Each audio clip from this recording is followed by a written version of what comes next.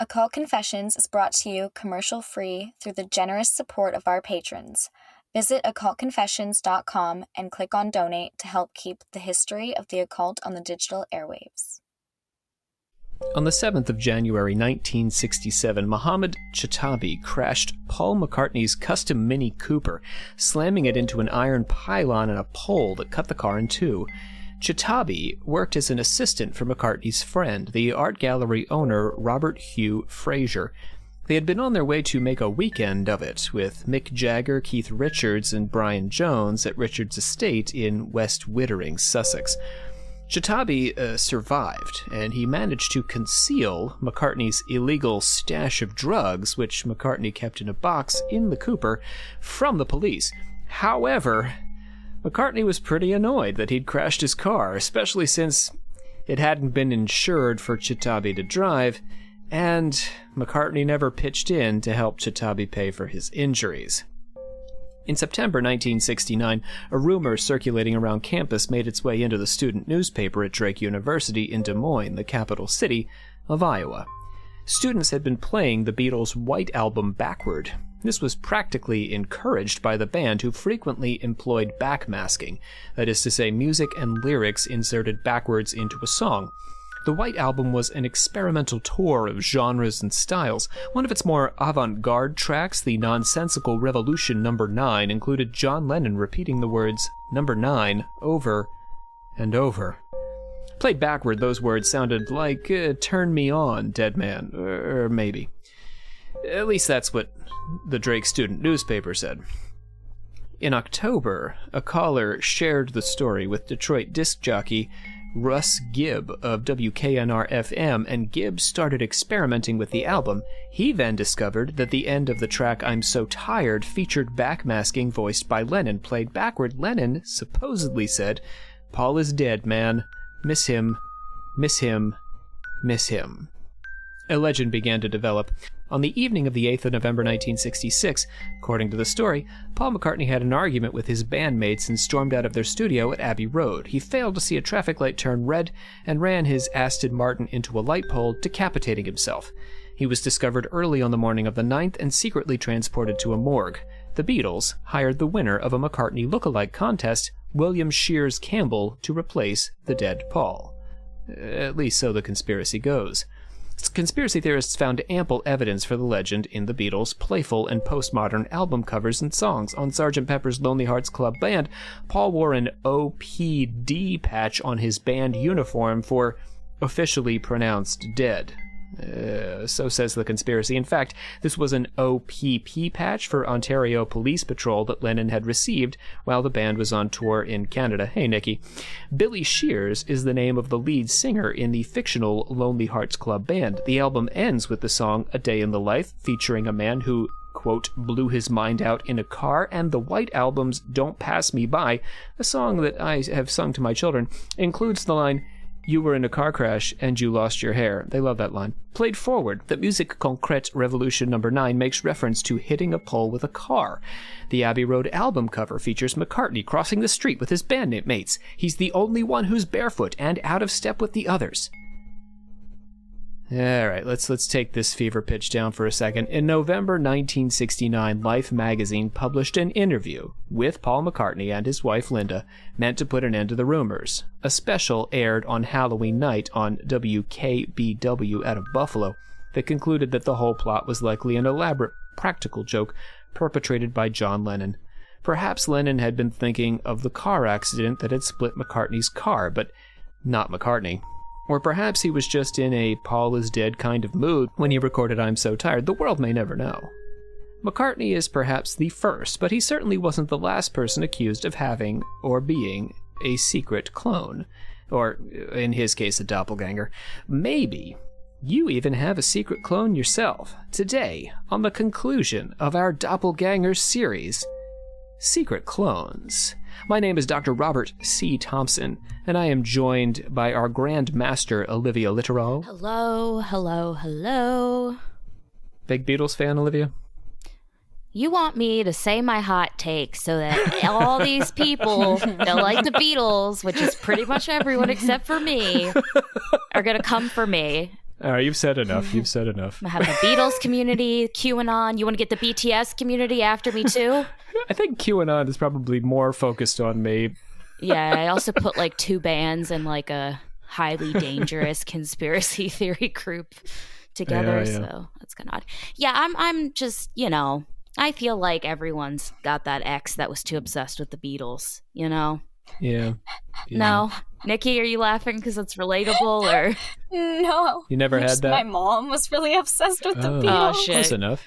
Well, Is she still? Yeah. Yeah. Oh, yeah. That doesn't generally go away. Some people get over the Beatles. Most people don't. That's a lifelong commitment. My dad loved the Beatles. I'm good with the Beatles. Not on the constant rotation on the Spotify, but I won't turn them off. I do sing them to the kids. Some fun songs. I like that. Well, what was the scene? Nope. This is never Yellow mind. Submarine? No, I was thinking that like the Rocky Raccoon or whatever the. Oh yeah, I sang that one to my kids too. Oh, that's fun. I like that one. I like to sing songs about car crashes and people getting shot in hotels. Yeah. Prepare them for the real world. Happiness is a warm gun. That's kind of a banger. Ooh, it's a good one. I haven't gotten that one in the lullabies, but maybe we'll enter the rotation. Nikki Anderson, welcome back. Hello. Nikki is untitled, and I have been thinking hard about this. Since she is our naked podcaster, I thought she would be the naked truth of the Occult Confessions Alchemical Actors. Does that sit well with you, Nikki? Yes, I'm so glad to have a name. Thank you. You I shall be knew named. it was going to include naked. I knew that was going to make it into the title. I'm okay with it. It's the truth. It amuses me every time. Cracks me up. Love it. I love it. And there are a lot of listeners out there who are naked, right? So it's only fair. Like right now, More or people just in should general? podcast naked because it's podcasting. No one can see you. It's Why true. not be naked? Why not be naked? Olivia, we went through In fact, this whole you phase. guys are weird. You have clothes on right now. Yeah, and honestly, I'm kind of sweating, so maybe It's a you're little like, warm. Well, hey. A little warm. yeah.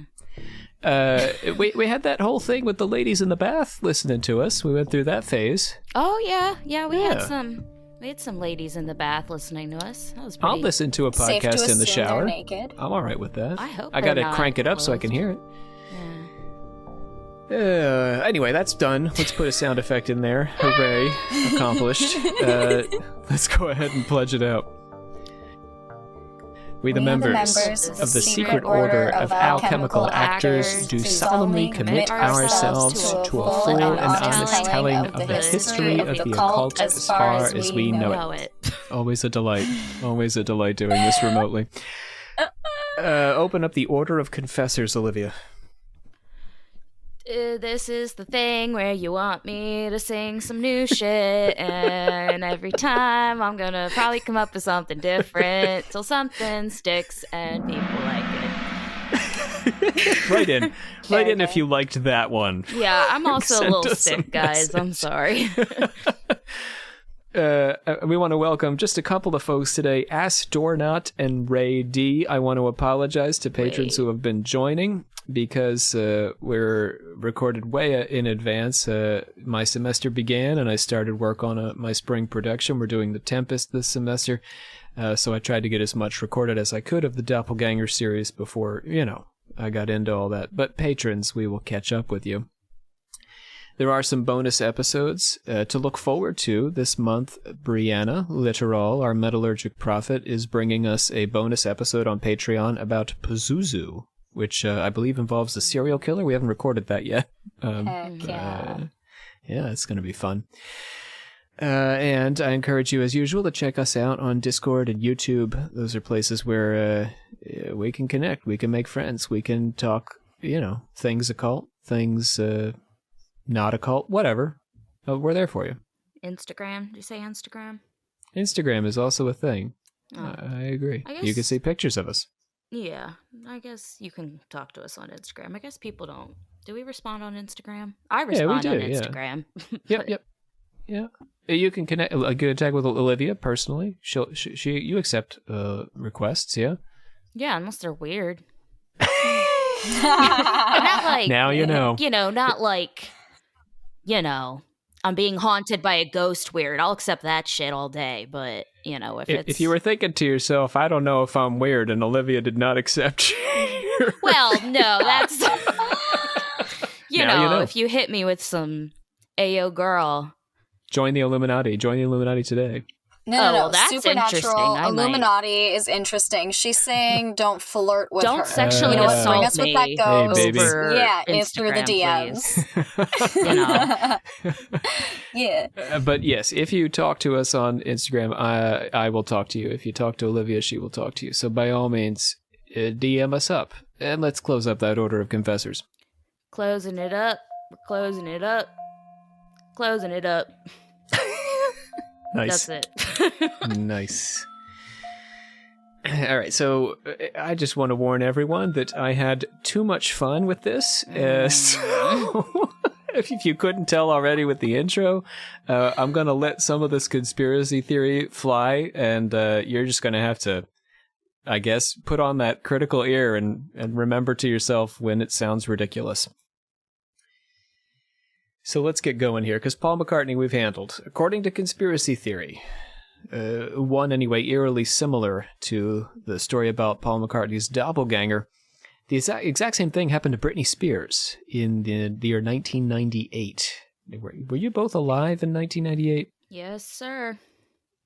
Just barely for Nikki. a single year. I was 4 years old and living my life.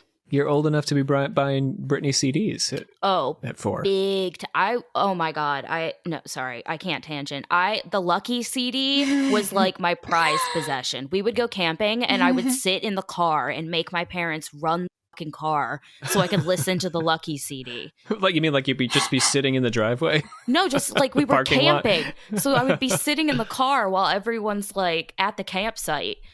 So you just needed your Britney hit. Yeah, I'm singing like, she's so lucky, Hit me, she's baby, a star. one more time. Yeah, Nikki, Anyway. how about you? You have a relationship with Britney going back to the 90s? You were very young. Oh, yeah. Maybe the 2000s. But still, I think it was the first cassettes I owned were Spice Girls, Britney Spears, and Billy Ray Cyrus. She's a huge sex symbol in the early 2000s, perhaps creepily so, in part because she did trade on that schoolgirl image, and then she, I think, has since become kind of a gay icon. Am I right? Britney Spears? The gays have always loved her. Oh, yeah. Yeah. Well, yeah, I mean, she's... In like a dance pop kind of way, you know, like they pump her at the gay clubs. And I mean, Also I feel fashion. like whenever... Yes. Like her... And whenever someone's wronged, like she is in her conservatorship, that's the kind of thing that gays really rally behind, is when people are like oppressed or not treated right. That's something that everyone like can relate to. Yeah, it's sort of like a third act for her. Now she's sort of a mascot for people who have been poorly treated because of mental health issues. No, I mean across the board. Yeah. Not, gay, straight, all of the above. Well, anyway, we're talking about Britney Spears and whether or not she's a clone. So, After all that. So, in 1998, she was apparently replaced by a human clone.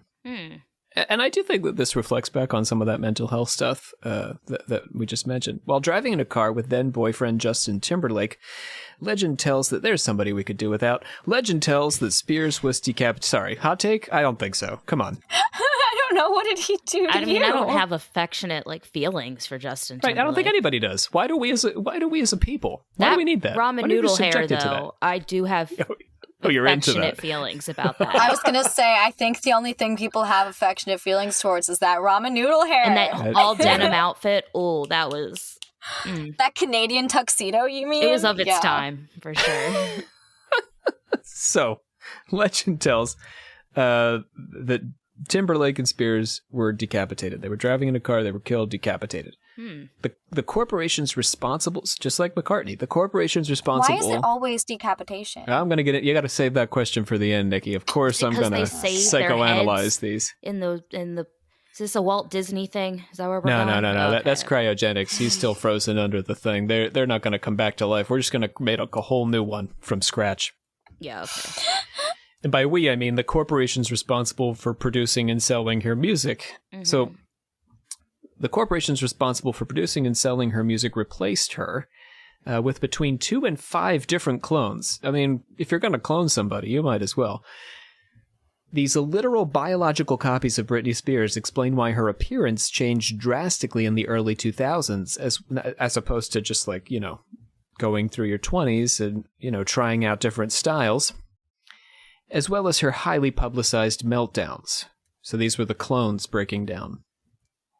They also arguably explain why anyone would marry Kevin Federline. Sorry, I just didn't expect that. See, I told you, we're going to have some fun today. Have fun. This is not just Rob telling serious...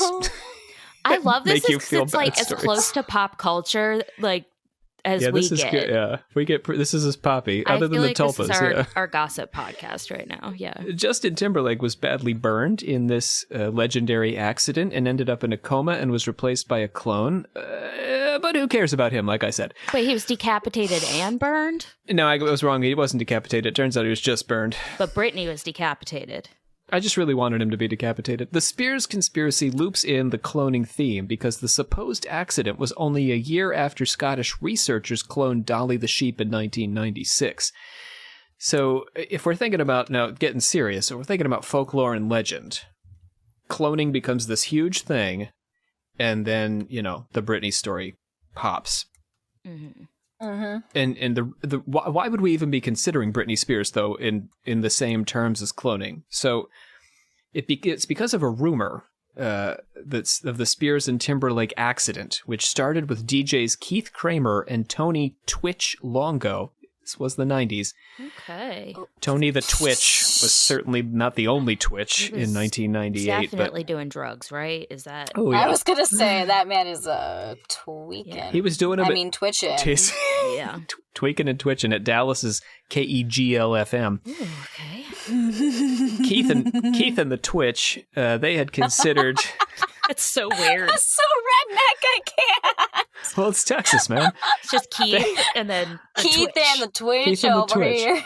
All my love to our Texas listeners. Why do we have a lot of listeners in Texas? I'm here for you guys. They had considered claiming that Metallica member James Hetfield had died, but they decided that fans wouldn't find that particularly funny since KEGL was a rock station, so a little too close to home. So they decided to switch the subject of their hoax to a pair of pop stars that their audience wouldn't care much about one way or the other, and they were fired for saying on air that Britney Spears and Justin Timberlake had been killed in an auto accident. I mean, he knew what he was doing. Sounded like fun and games. Okay, until the Twitch doesn't have any money to pay for his Twitches. So this is what Justin Timberlake had to say about it. His voice, as always, is being impersonated by our own actor. I know the first thing I did was call Britney because I was like, well, maybe it got twisted. Maybe something did happen to her. We had both heard about it at the same time, and then she was like, I can't believe this. By the time we actually talked about it, it had been all the way around the world. I feel sorry that they got fired. I don't know why anyone would make up something like that. That's between them and their radio station. I'm not upset about it. I'm not pissed off towards anybody. I don't have any animosity towards these DJs for doing it. It just sucks that my family was so worried about it. And Britney's family too, because they're a part of my family. I feel like I've grown up with them too. I can't believe he actually does speak out on a lot of shit. I don't know. Got a lot of opinions. Maybe it's because he's not that popular, so he's just got to get the limelight one way. He wrote that Trolls song. He I don't know. He comes for pretty much any time anyone's like, you should speak on this thing that you were involved in. He does now. Yes, he's desperate for the spotlight. No, not in a good way. He's admitting to wrong. With the whole Janet Jackson shit, yeah. and he got away with some shit there. That was no, but bullshit. that's why recently in the last year he it was a whole thing on Twitter. Too little, too late. Well, yeah, but I'm just The false accident, much like the accident with McCartney's friend, did not include any mention of a doppelganger or clone. That detail came, as I'm saying, in part through the whole Dolly thing, after the radio hoax, and then helped to perpetuate the legend. So, I guess Dolly the sheep makes cloning popular. Britney and Justin are already popular. These DJs create this legend that they died. They don't say anything about cloning, but somehow in the ether of pop culture, Dolly the sheep and the Britney Justin car death meld. They meld in part through Donald Marshall, who was largely responsible for the cloned Britney theory. He claims to have been cloned himself since childhood at a secret underground military laboratory. Oh, we can trust this guy. He's that important? In fact, Marshall himself isn't Marshall, so I don't know if we can trust him. He's a clone of Marshall. Okay. There are cloning laboratories all over the world, creating copies of world leaders and celebrities and, as Olivia's pointing out, Donald Marshall, Yeah. who is neither of those This things. guy. My next door neighbor. For various purposes. These laboratories use duplication rather than replication cloning. I know you're asking. I'm going to tell you. Okay, yep. Replication cloning produces a baby that needs to grow up.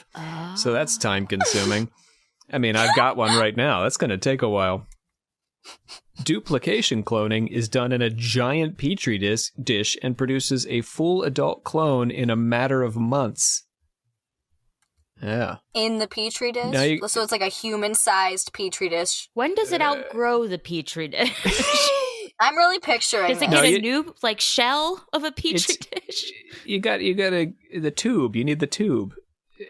But the conspiratorial cloning technology is imperfect, and clone organs are not viable for transplant. Clones are also susceptible to erratic behavior. Hence, this goes back on the Britney stuff. Oddly, since Marshall claims to be a clone, the suggestion that clones eventually begin to mentally break down casts serious doubt on anything he has to say. He played himself. Yeah. See, he's trying to pick on Britney for her breakdowns, but come on, man. You just caught yourself in your own trap there. Whatever. The animated music video for Britney Spears' Break the Ice, which I'm sure we all have, what do you call it? Bookmarked on our YouTubes, features Britney destroying a cloning facility, which, says Marshall, was identical to an actual cloning facility, which incidentally looks very much like every cloning facility in every sci-fi movie involving clones or every Rick and Morty episode that you've ever seen. So back to the Petri dish, ladies. Don't worry, we don't have, 100-pound naked Britney Spears crushing your Petri dish. We've moved her to a large glass tube with the bubbles, and the tubes and stuff. You've seen it. Right. Okay. It's like rows and rows of them. Also, in her song Mona Lisa, there's a lyric that encourages us to just be cloned. She says, presumably about herself, she's the original, she's unforgettable, she wants you to know she's been cloned. Was she talking about Mandy Moore, Barry Manilow's Mandy, Jessica Simpson, Ashley Simpson, Homer Simpson? Clearly. The Britney clone, the repetitively replicated Mona Lisa, if you will, is hiding in plain sight. What's more, Elton John's suggestion, or rather Bernie Taupin's in Mona Lisa's and Mad Hatter's, that Spanish Harlem are not just pretty words to sing, contributes nothing whatsoever to this conversation. Look, if Britney's a clone, right now, then she is killing it on Instagram. I love her clone. Her clone is... Go. Well, I mean, that's like version 8.0 by now. We've been through a series of Britney that clones. Shit, because she is dishing it out. She does not give a flying anymore, and I love it. Yeah, all I can think is the mental health thing. That's all I can think when they are talking about the clones breaking down and outbursts and things like that. Mm-hmm. It just seems like, I'm just thinking of it if I start acting weird, quote unquote, one day because I was having a bad day and someone was like, yo, I think Nikki's a clone and she's breaking down. I'd be like, what the fuck? Really? Yeah. What? Hey now. It's low. Yeah. It's also particularly to me as someone that has bipolar, and I know Britney also does, I'm just kind of really? You're gonna compare having bipolar and having mood, a mood disorder to being a clone. Do you know what I mean? It's almost I don't know. I don't know if I'm making sense. I'm not. The Donald Marshall thing is icky, I think, for sure. What he's up to is icky. And even though he's claiming, that he himself is a clone, taking her life experience and transforming it into this bizarre sci-fi murder mystery. It's just wildly inappropriate, right? It's like Nikki is saying, like, if someone did that, like, it's just like, it's highly insulting. The only reason it's not, but the only reason it's not so, like, when I said it sounds so ridiculous, the only reason people think it's not ridiculous about Britney is because of the timing of the sheep getting cloned and the timing of this, jerk being like, they died, or the people on the radio saying that she died, and that just having to line up with her mental health, shifting. That's the only reason that, like, Rob's right, it's like the perfect storm. Because if someone came out to me when I was having, like, a different mood day and was like, hey, I think you're a clone, you're breaking down, everyone would be like, what? Weirdo. Where'd you pull that out? Like, what? Huh? Yeah. Where'd you get that? Huh? Yeah, where's the corporate interest that's paying for you to be cloned underground? Yeah. So it only because it's celebrities, and it just, everything lined up for the worst. Yeah, but it's a terrible way to take the experience of dealing with mental health and transform it into this thing. Yeah. It's unfair to people who have to actually live with it, including Britney. Let's talk about Eminem, shall we? God, yeah. Oh, wow, okay. Oh, heck yeah. I don't know Eminem, who, this. by the way, performed with Elton John at the 2001 Grammys. Slightly more perplexing variant of the clone celebrity, although his whole stage persona includes, dare we remember, multiple pseudonyms, including Eminem, who was actually born Marshall Bruce Mathers III. Also Slim Shady. The third? Yeah, the third. How about that? No wonder he changed that. I didn't know that. Marshall Bruce Mathers and Slim Shady. He claimed to he's the real Shady. He claimed to have nearly died. Right, half of his music is, is protesting too much. I'm the real Shady, he says. How do we know? Why would you be telling us that? I don't start the podcast by saying, I'm the real Rob. What do you have to hide, Eminem? You should. You really should. I'm the real Rob Thompson. I'm Dr. Rob. I'm the real Dr. Rob. Everyone would start to wonder, why does he keep telling us that? Maybe he's not. Oh my God. He claimed to have nearly died while in rehab from a drug overdose. Eminem himself. This is real. But conspiracy theorists know better than Eminem. Come on. Of course. For them, there's no such thing as nearly died, just died. The theory claims Eminem was murdered by the Illuminati in yet another car crash. That's the third car crash so far. Was he decapitated? Are you going to say he was decapitated? Yeah, you got so excited. You swallowed the word. Yeah. The Illuminati had offered to let Eminem join their ranks, and when he declined, they successfully plotted to kill him in a staged accident. There are several proofs to this clone conspiracy, including vocal differences between the pre- and post-2005 Eminem, changes to his hairline. You can Google this stuff. Because he wasn't just balding. I know what you're talking about. And the time he glitched out or spaced out because he did a lot of drugs. Hence, he had to go to rehab because he nearly died. But he glitched out on live television. This was a big moment in the 2000s when Eminem just sort of like stopped speaking in the middle of a sentence on, I don't know, VH1 or something. He's just tripping. Yeah, come on. The Eminem conspiracy begins to hint at the larger body of conspiracy theory undergirding these claims, which starts, as most truly horrible conspiratorial things do, with convicted armed robber Fritz Springmeier, a name longtime listeners have heard in reference to both the John Todd witch cult Illuminati theories and the CIA mind control theories. You remember Springmeier at all? The name is very The bank robbery, maybe. Familiar. Springmeier details 3 possible types of clones produced by the Illuminati. First are the actual clones fertilized in a test tube and grown in a womb to duplicate another person. Second, there's the synthetic people who are grown from certain tissues extracted from cattle, a process first developed in the late 1950s, which was responsible for the cattle mutilation scare falsely attributed to the chupacabra or extraterrestrials or Barry Manilow. Finally... What? Okay. All right. Just that was throwing a in lot. a few things today to keep you on your toes. Okay. Finally, there are the organic robotoids. Oh, love those. That's the organic That sounds robotoids. contradictory. The organic or the robotoids? Both the concept of organic robots.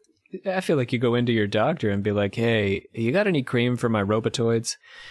Yeah. Jimmy Carter and Bill Clinton have either been replaced by these robotoids or coexist with robotoid doppelgangers. I'll let Fritz Springmeier explain exactly what they are. Again, this isn't really Fritz. Scientists are now able to manipulate DNA to create computers. A holographic image of the person's brain is made, and then when the brain of a robotoid is made, the biological computer in its head is caused to form according to the holographic record of the person being copied. Some deviations from the holographic record are needed because the person is a robotoid and not a person. The brain of the robotoid has almost all of the correct memory of the person reproduced, but the robotoid brain is a computer made from biological material, which is programmed. It is not a human brain. Wow, I feel real dumb right now. There's a lot of contradictions in that, right? Like, I'm not just being crazy. That's a lot of contradictions. Yes, you got your robotoid that's made out of DNA. I don't even like this okay, word. but it's a computer. No, it's a terrible word. A computer made out of human DNA, so not a computer. Yeah, no, not really. There's a computer in its head, though. It's up in the brain. Isn't our DNA like kind of already like? Don't we learn that in class? Like your DNA is like a computer, like it's like software. It's a metaphor. Well, no, because I remember even with one of my episodes I did, which one was it? I don't even remember now. But I had to do it was science. It was science related. I had to look up science. Central to Springmeier's theory is the idea that the brain stores information in hologram form, and this hologram can be accessed and copied. Brains can be scanned and copied like running off a ditto on the old mimeograph machine. Well, you can get an MRI. Right, but they're copying you instead of just, looking.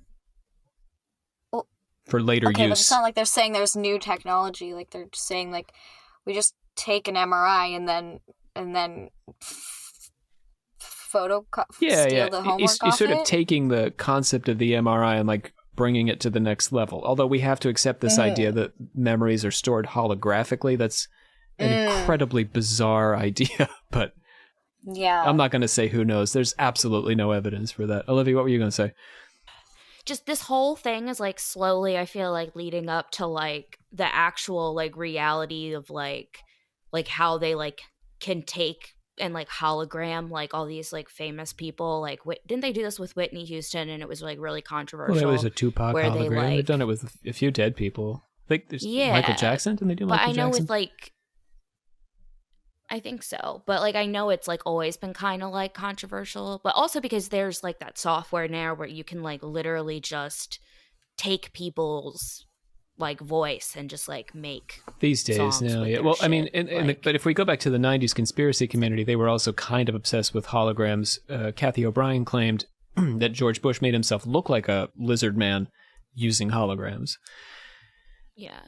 But it's kind of like we got there, is what I guess I'm kind of saying. Oh, yeah, we've arrived at their dystopia. Springmeier's dystopia has caught up with us. Yeah, because it's like the hologram thing is like, it's like an issue. Like, is it okay to like do that, even if you're like compensating the family and they're okay with it? But these these are still not robotoids that are made out of DNA. And okay. So, yeah. I get it. We'll confuse them for people. Anyway. Clones are manufactured in Ada, Oklahoma, near Mount Hood in Oregon. Also at the Dulce Underground facility in New Mexico. Those are the 3 spots where you could make a clone. Dulce. Well, that the New one Mexico makes one, more and sense. Ada, Oklahoma, and Mount Hood. Yeah, then Oklahoma. Dulce is the tribal headquarters of the Jicarilla Apache Reservation on the New Mexico-Colorado border and is roughly 100 miles north of Los Alamos, the birthplace of the atomic bomb. So, as Olivia's saying, great place to be doing shady scientific research. Philip Schneider. What? Go ahead. That's the... Oh, sorry. That's where the airport... Area 51? The, like, Duluth airport Philip Schneider, an explosives engineer working for the government, claimed that an underground laboratory at Dulce was the site of a battle between the United States Army and subterranean extraterrestrials. Saddle in, ladies. Hell yeah. Schneider, the son of Oscar Schneider, who helped to invent the first nuclear submarine, true story, had been contracted to drill holes to study the rock layers. Schneider the Younger found it suspicious that his work was being supervised by Green Berets until he was confronted by a 7-foot-tall gray alien who shot off his fingers. The subsequent battle killed 67 humans. At the laboratory, aliens had been given permission to experiment on humans and cattle in exchange for access to their alien technology. Apparently, while they had developed incredible finger-destroying ray guns, these particular extraterrestrials needed to be given permission to access cows and humans for probing. When is this? This is the 90s. Oh, shit. Okay, this is way after Eisenhower Treaty shit. Oh, yeah. In addition to these underground aliens, Dulce housed experiments in mind control, genetic engineering, and here we go, Walt Disney, cryogenics. There's your frozen head. Oh, shit. Schneider made a career of publishing. That's a myth. Schneider made a career of publishing and touring his tales of terrestrial extraterrestrials until his untimely death in January 1996. His death was initially attributed to a stroke, but then switched to suicide by rubber catheter hose. I'm not kidding here. What? Yes. What? Wait. He choked himself to death with a rubber catheter hose. In 96. January, that is.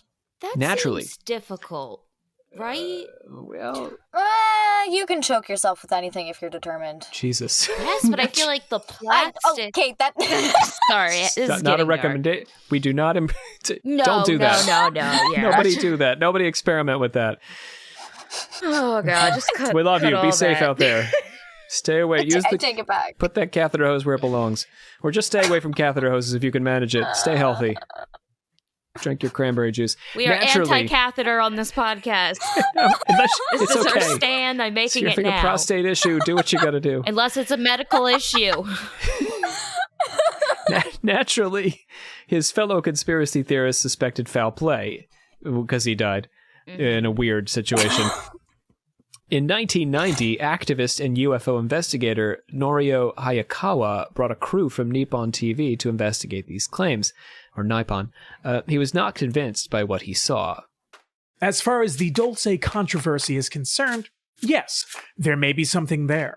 The underground base story is most likely a story, perhaps concocted by the government's Black Projects program.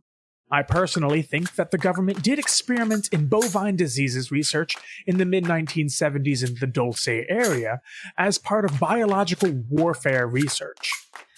Biological warfare, but perhaps not clones. Synthetic people and robotoids are less dependable than doppelgangers, and they live longer, presumably for the same reasons Marshall outlined. So there you go. There's alternatives.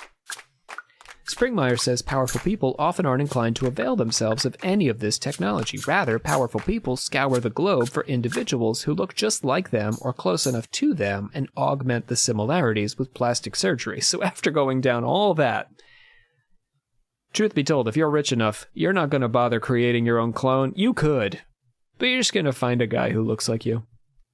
That's easier. Yeah, okay. Yeah, he's out there. I've seen that you guys... Prosthetic nose, a wig. Is it you, Olivia? There's some people who've been like, hey, Rob, there's a guy who looks like you on, I don't know, someplace. Oh, It's happened before. That has happened, yeah. Yeah. I also get people send me people sometimes just on the internet and are like, That look like you? I thought this was you. And I'm like, See, if you were like a multi-millionaire, like the president of the United States, you could be like, bring me that girl.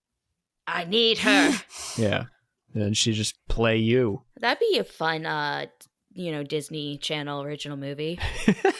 Instead of the how they always, there's like The twin thing. there's like the swap. Yeah, like, oh, your life is so much better. You're rich and I'm poor. And then they swap, but then they're like, oh no, I want my life back. It'll be like that, but different.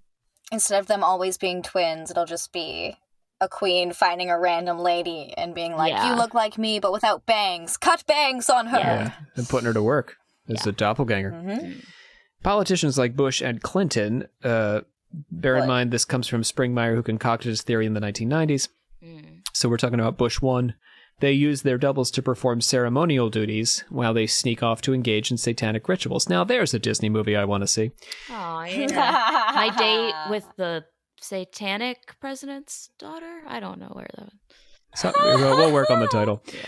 Springmeier traces this practice back to Roosevelt and possibly before. Roosevelt's double, like Eminem's, had small physical differences from Roosevelt himself, presumably hairline-based.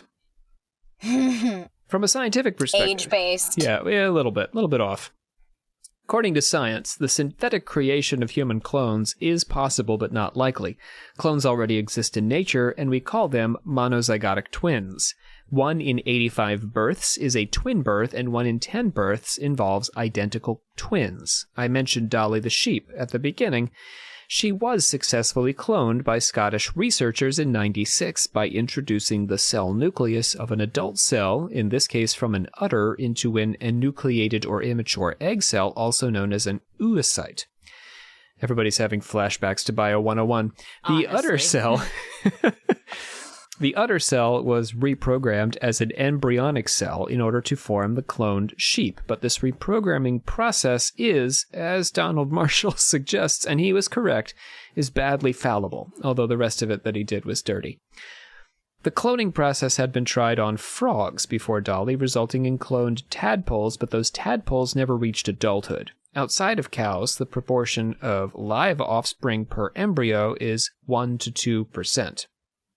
Cows are unique. Of those offspring, those that do make it through gestation to birth, most are born with fatal abnormalities, including overgrowth, overweight, breathing problems, liver fibrosis, and cardiac myopathy. Dolly the sheep died of arthritis after 6 years, roughly half the lifespan of a non-cloned sheep. And now everybody knows how long sheep live for. That I bet you didn't know that before. Don't even tell me. Like 8 of you knew how long sheep live for. Sheep live for 12 years. Adult stem cells, which exist throughout the body to replenish dying cells and replace damaged tissue, have since been identified for most cell types and create the clearest opening onto something like human cloning. This might be what you're talking about a bit, Olivia, with the program existing in the cell, in the DNA, that we can use these stem cells to create anything. I just feel like in science class, it's what they always used to say is like, you know, that your DNA is like a... Maybe not. I'm probably making this up. The concept of stem cells is often spoken of in terms of the creepy but less conspiratorial creation of what are called therapeutic clones, clones that exist as stem cell and organ donors for the parent. So you could, create a heart or a liver if you needed one. In theory. We can't do this yet, gang, but in theory. All right, Nikki, I'm going to try and make sense of this. We're going to get back to your question from the beginning. Yes. Wait, sorry. Are you saying that because you're saying they can't make organs that way? In theory, it's possible. Because can't they? They we do haven't make. quite got there yet. We've modified them in pigs and stuff, I believe, and then transplanted them successfully. But like petri dishing it on up, I think we're still working on that. That's crazy. Cloning conspiracies are... So here's Rob's take on all of this, and this, I think, is especially important on today's batshit episode. Cloning... Let's make this smart, shall we? Cloning conspiracies are almost too obvious in the way they telegraph our anxiety over loss of identity. But this makes them somewhat unique among conspiracy theories. Most theories worry over loss of agency. We are being manipulated against our will by corporations and governments for their own nefarious purposes. But in the cloning conspiracies, we are not only being manipulated, we could be replaced. Pop musicians. Notice that all of these are about specifically pop musicians. No other celebrity is entering the crosshairs of the cloning conspiracy. Because these people are the paragons of personal expression. Unlike actors who take on various roles, the pop musician always plays an exaggerated version of themselves based on a special talent for translating their internal emotional life into lyrics and music.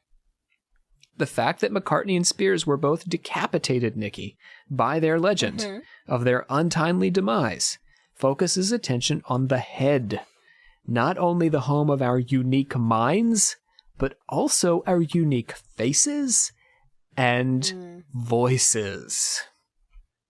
Okay. Everything that makes them special is from the neck up. They have very lovely bodies, but the singer. Not that Britney was ever really known for her singing voice. I mean, she was. Oh, yeah. No, I mean, Christina was the singer of all the girls of that era. Britney was the dancer. Sure, but right? She has her unique voice because Oh yeah. It's unmistakable. That's not her real, like, technically her real singing voice, but her people wanted her to sing that way, so she had to. But it's a signature, right, of hers. It's everything that makes her unique. Yeah. So we got to decapitate.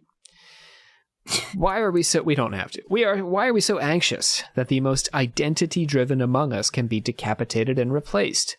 Millions of people can identify what makes these celebrities unique, as Olivia's talking about that voice, and they are or were, at the time of their alleged replacement, often in the public eye.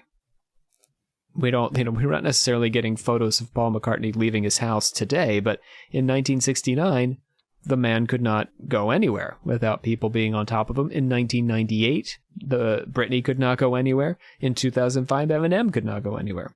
So these conspiracy theories are rooted to the time when these people were perpetually in front of us, the mass audience.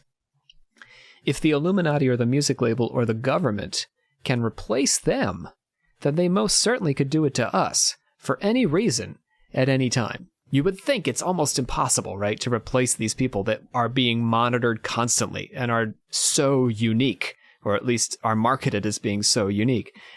But they can do it, says these conspiracy theories. It's a kind of like hyper anxiety that's that we're giving voice to with the clones.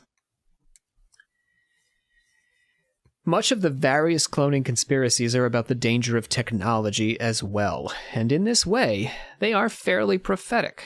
The car is almost always the means of execution, itself the epitome of 20th century invention. In the later conspiracies with Britney Spears and Eminem, also Donald Marshall and Fritz Springmeier, the technology goes beyond the car to strange underground laboratories filled with advanced medicine, robotics, and computer programming.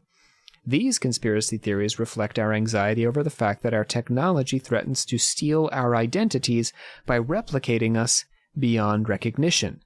In McCartney's case, this may have reflected the ability of mass media to mass-produce his image over and over again. The Beatles were some of the first international pop music celebrities, their albums selling in nearly every corner of the globe. They made movies, they were in magazines, they were on merchandise. By the time of Spears and Eminem, this phenomenon had grown exponentially through the influence of digital media and the internet. Pop stars may seem to be masters of their own destiny, but in fact they have lost much of their agency and identity to the mass market, who seeks to label and control them.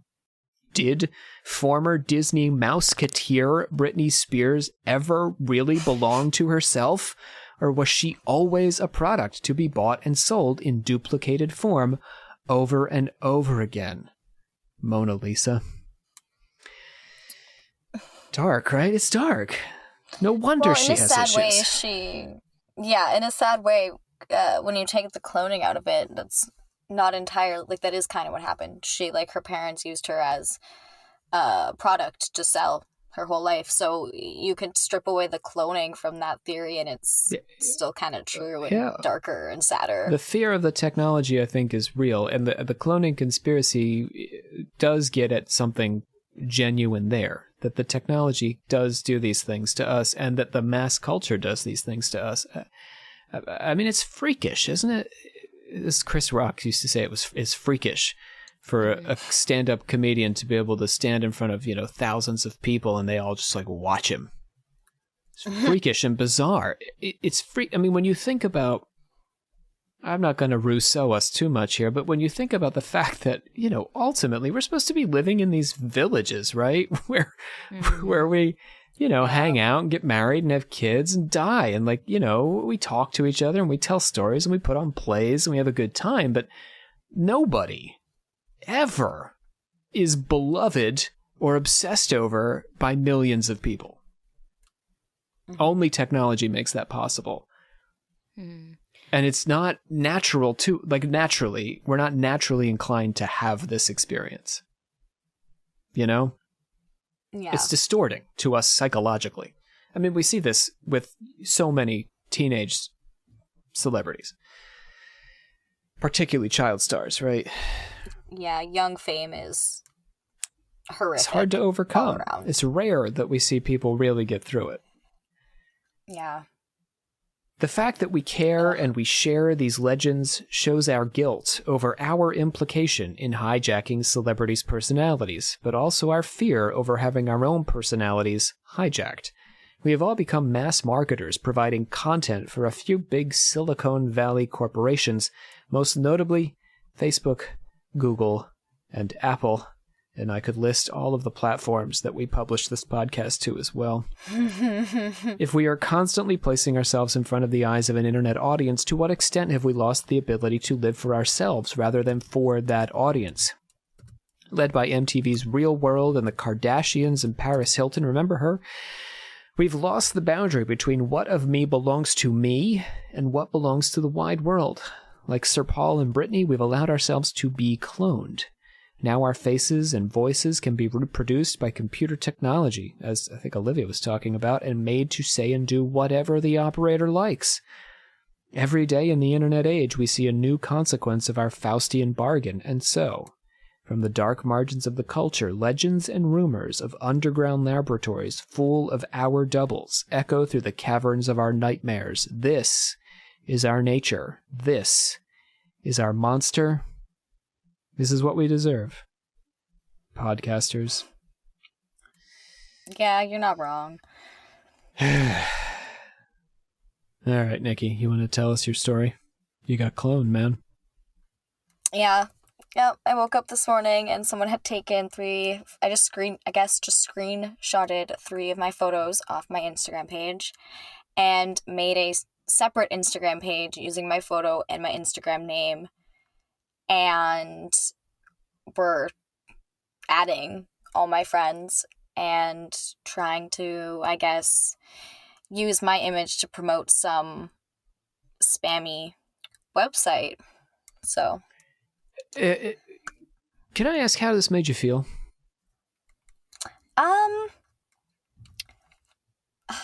Just so, it was so inconvenient. That's all. So you just it was felt really so dramatic. inconvenienced. It's like unnecessary. You didn't have an emotional drama reaction to my it? Day. Like I said, there's literally 3 photos of me that could be construed as provocative on my entire Instagram, and they found them and they put them up somewhere, but my Instagram's already public, so those photos were already up. So you know what I mean? It's not like someone hacked my phone, stole a photo of me, and then put the photo I didn't want anyone to see out there. I'm lucky in a way that the photo that someone stole of me was one I'd already put out to be seen. So it's nothing that I was like, oh, that's embarrassing or that's scandalous. I was a little bit like, really? At a few people who thought it was me and followed it thinking that it was me. Because I don't know what that says about you and our friendship. Because they didn't recognize that this was a faker. Yeah. I thought maybe they were thinking they'd get to see me naked or something. Oh. And that's a little weird, because that's weird. And again, I'm all for women get sexually exploited all the time. When women want to make money off of that, I am so for that. But and I know a lot of people hate this word, but I was raised such a raging feminist, such a poor, broke, raging feminist, that the 2 things I can't stand is men over-sexualizing women and money.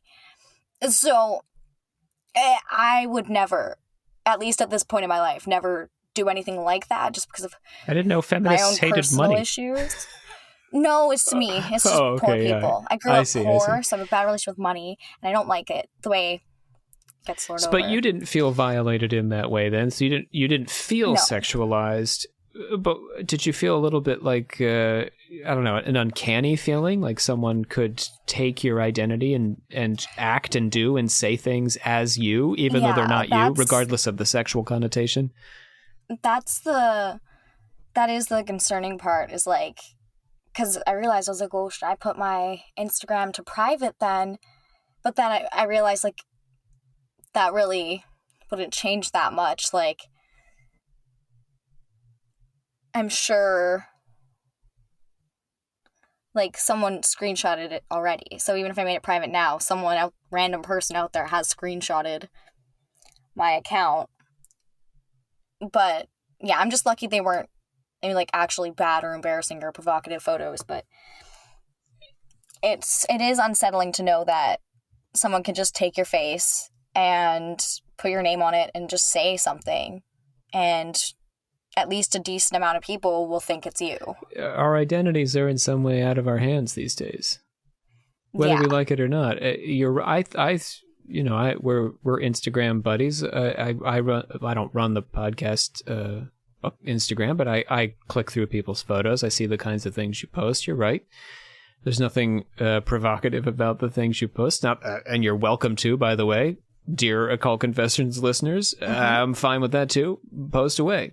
But nevertheless, for some reason, you attracted the interest of these people, or you didn't. You just existed out there. Maybe that's the thing. You just were there to be taken and duplicated against your will, and your name to be used, and essentially your handle, your Instagram handle, with a little tweak. Yeah.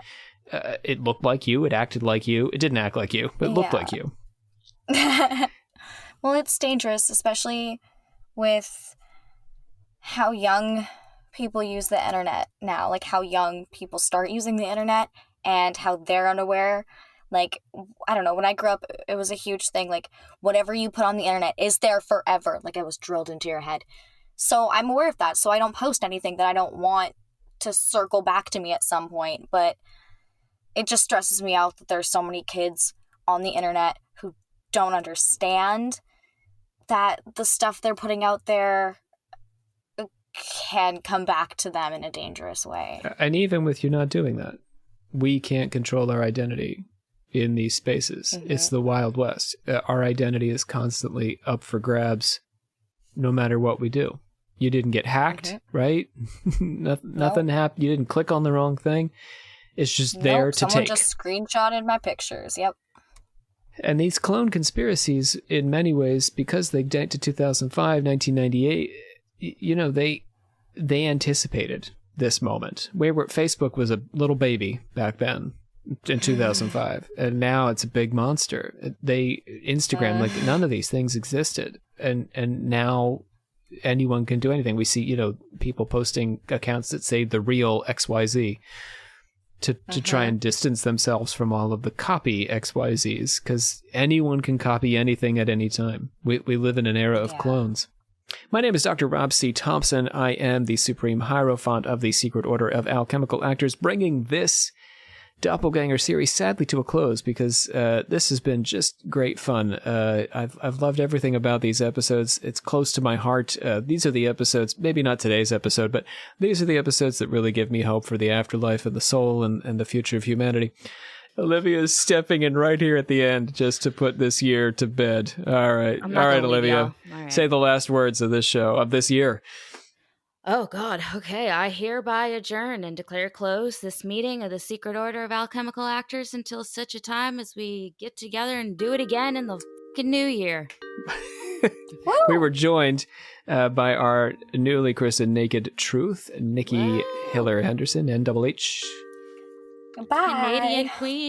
Canadian Queen. Here in the last moments of our fourth year, Olivia Littoral, our Grandmaster. Yep. That's me. With our next episode, which is only 2 weeks away, we initiate year 5 of Occult Confessions. Holy hell. Oh my goodness. I'm exhausted crazy. Just thinking about it. So, here's where we're going. We're going to figure out in our next season what the heck happened to the pagans. We're going to figure out how the world got conquered by Christianity. By the world, I mean, except for, Asia, Islam, and lots of Antarctica.